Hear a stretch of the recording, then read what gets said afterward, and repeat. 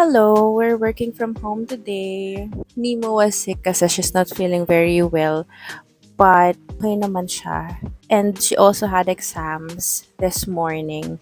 So at least I'm here to support her, whatever she needs. And also, most of my calls, or all of my calls, are in virtual naman today. Anyways, yes, I'm just down kasi, of course, I'm working from home. Of course, most of compliance officers kasi usually our first impression is like these people are super formal, these people are always like in their suit and ties, o mga medyo talagang pang-opisina yung dating. I'm not speaking for all compliance officers, but at least to us, in our company, we are encouraged to dress up. Yes, when we do our like big events, we have a big talk with a big crowd of people, or if we are meeting external parties, or we are like yung formal gathering, formal event, formal meeting. But if we have only our day-to-day job or day-to-day work, even in the office or working from home, virtual meetings, ganyan, we are also encouraged to dress down. Actually, sa office nga, smart casual na eh. Minsan casual na. Even our leadership teams, mga nakamaong yan, mga the loose dresses. They also wear sneakers like on a Monday or in an LT meeting or leadership meeting. As in, very cool. Kung saan ka komportable at productive ka naman. Most productive tayo kung saan tayo komportable, right? So, pero syempre iba naman kapag meron ng dress code na event or meetings. If you get what we mean. Also, another advantage of dressing down, at least for me personally, I think this also encourages people na medyo takot pa sa compliance. Kasi now, we're evolving na, the stigma before with the audit team or compliance team, takot yung mga tao usually sa kanila. But we're not really that nakakatakot. Hindi naman dapat nakakatakot. We are your partners to better improve the process, the company, the policy, the management. We're here to, yes, check or look at your non-compliance or anything wrong in the company or the ways of work. Not ways of working, but more of how we follow the company rules and obligations, regulations, law.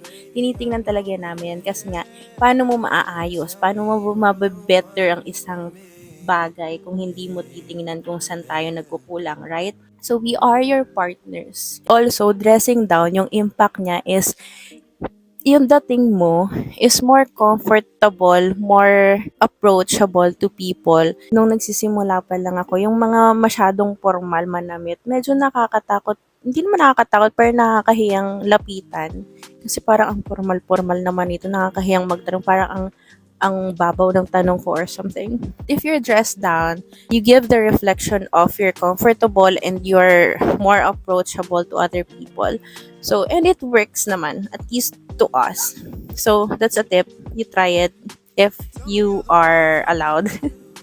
So, being a compliance officer or compliance person, it's important na you have this trusting relationship between you and your associate. Hindi pwedeng ang ibibuild lang na trust natin is us, yung trust natin sa mga empleyado, but also the empleyado trusting the management as well. Anyways, yeah, I'm working from home. Pakita ko lang sa inyo yung mga ginagawa ko. Wait lang, titingnan ko lang kung ano yung mga pwede kong ipakita. Siyempre, hindi lahat pwede kong ipakita, diba? Hi guys, so this is my setup. As you know, I have a very limited space at home. Ang liit lang ng table ko, tapos ang daming libro. This is my work laptop. So, syempre, hindi ko pwede ipakita sa inyo lahat ng mga ginagawa ko dyan. I don't usually bring my iPad to the office kasi ang bigat pag dalawang device ang dala ko. But usually, if I do have my iPad with me, I open my Notion here for the task manager or my task manager. So, as you can see, hindi ko pa updated yung goals ko for the year. We have the clock. And I'll do a tour or Notion tour for my, at least kung interested kayo, at least for the daily task lang na page. This way, I can see what are my priorities, what are my priorities as well sa personal tasks ko. Today, we have 1, 2, 3, 4, 5 calls. Shucks. Ang first call ko 11 pa and it's around 9. It's 10 na pala, so I have 1 hour. I don't have anything to prepare naman, but my first discussion will be on data privacy monitoring. We also have an APMA cluster call and another monitoring discussion after that. And then we have a training. Actually, my past 5 ako. Yung last call ko will be 5 o'clock until 6. This will be the alignment with other ERC teams. You know what? One of my most viewed videos is a day in a life of a compliance officer, like my day at work. Alam ko na dapat yun din yung ginagawa ko kung gusto ko mag-engage ng other people, no, or mag-grow here. But the challenge is I don't really film too much of my job because I cannot. Actually, I may, but I cannot. It's really difficult for me to explain what I do kapag hindi ko rin siya pinapakita. So, I'm still nangangapa pa when it comes to doing a day in a life at work or something or anything relative to being a compliance officer or my job. Forgive me. I will try. I will try better. I will try harder. But for now, siguro let's kapa together and we'll journey through it together. That's the best I can offer.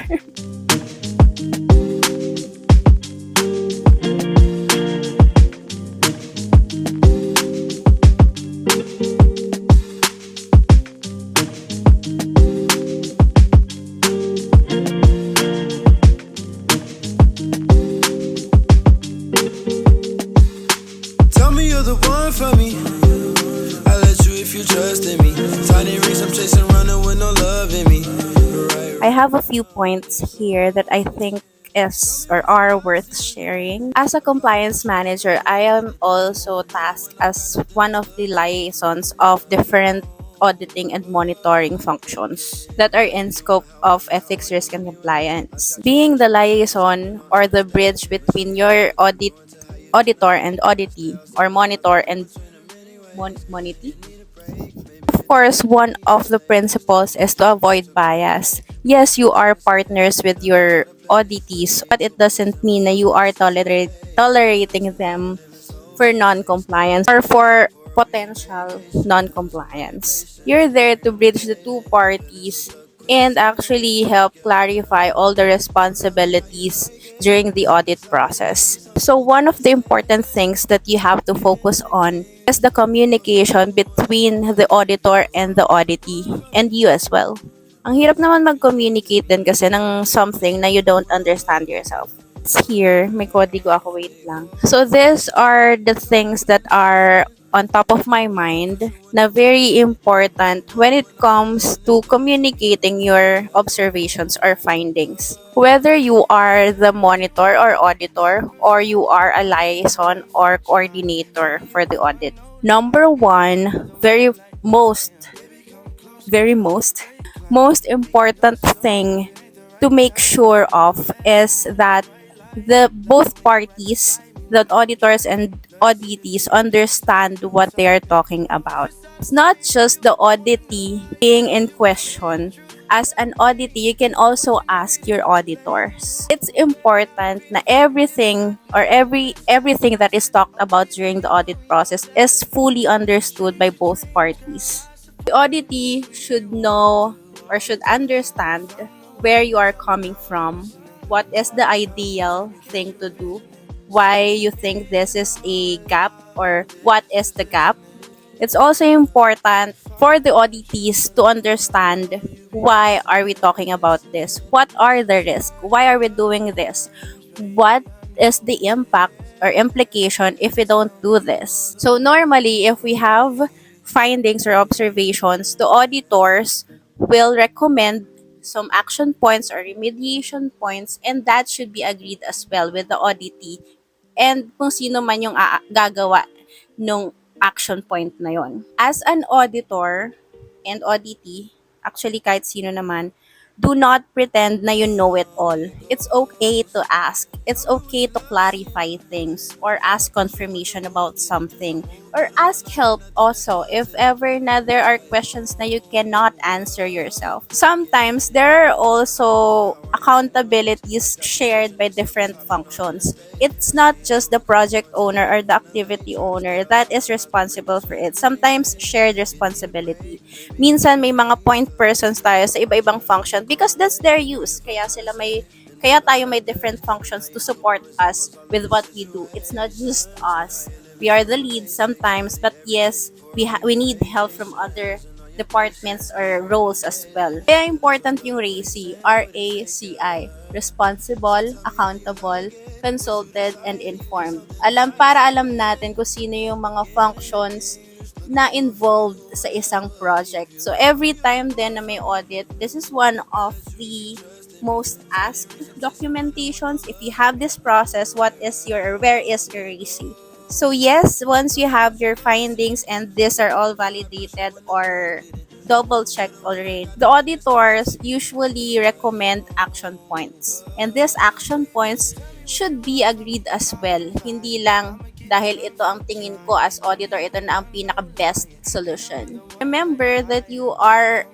the third or extra set of eyes. You don't know the bits and pieces ng operations or ng process ng mga ginagawa ng mga katauhan sa isang unit.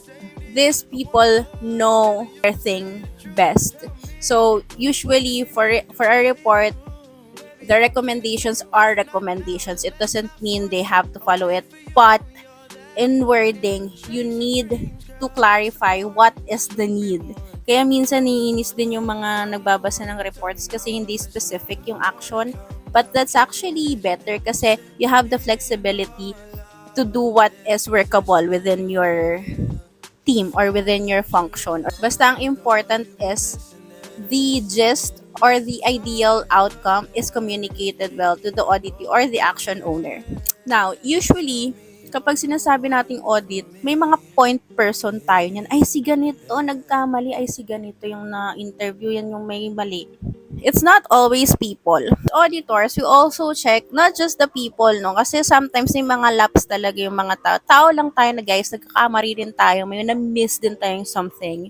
And this is not our life. Tandaan natin yan, hindi natin to buhay. Isa lang tong parte sa ating buhay at we need to encourage work-life balance. Char! Ay, hindi siya char. Balik tayo sa point ko. Hindi lang tao lagi yung may mali. Okay? Sometimes you also have to check the process and the policy.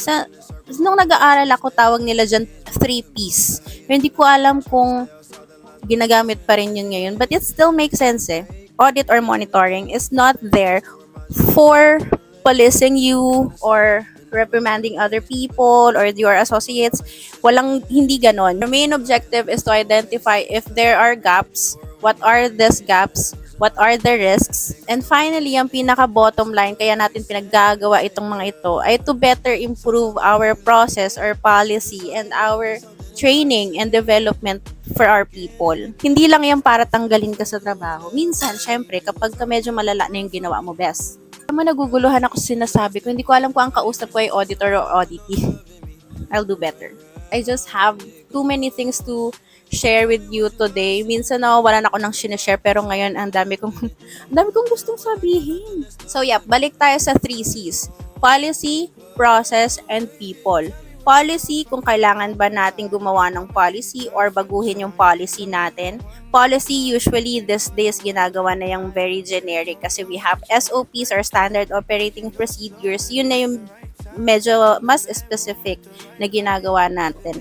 So, policy making is really tricky task. Hindi siya madali. Kung alam mo yung ginagawa or dapat gawin ng mga tao, hindi lang yan yung kailangan mong isulat by word. Kailangan mo ring i-review what are over policy, what are under policy. We'll talk about that in another video siguro. Sometimes there are process supporting the policy. Para maka-follow tayo sa policy, ito yung proseso natin. So sometimes yun yung nagkakamali or yun yung nagkakaroon ng gap. And finally, doon na papasok si people. Si people, hindi siya, dalawa yan eh. May iba kasi na sadya, yun yung mga hinuhuli natin best. Babala. Meron din mga unintentional. So, may lapse dito kasi wala tayong sufficient training. May lapse dito kasi wala tayong sufficient headcount. So, iba-iba. Hindi lang siya dahil masama itong tao na ito. So we have to investigate further what are the observations para matutukan natin further yung dapat nating action. Yun lang for this clip. Dahil ang dami ko nang sinabi ngayon, baka silent vlogs or silent clips na lang yung mga susunod. Bala na. I have 3 more meetings kasi yung isa, I requested to move it para masama namin din yung isa pa naming team. Saka gusto kong magpahinga ng utak.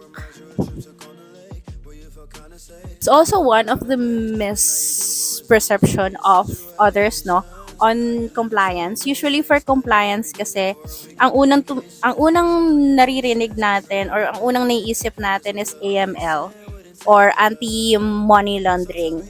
But sorry to burst your bubble because there are a lot of industries pa other than financial industries. Although for sure, yung mga big companies, may sarili silang AML or meron din silang outsourced AML.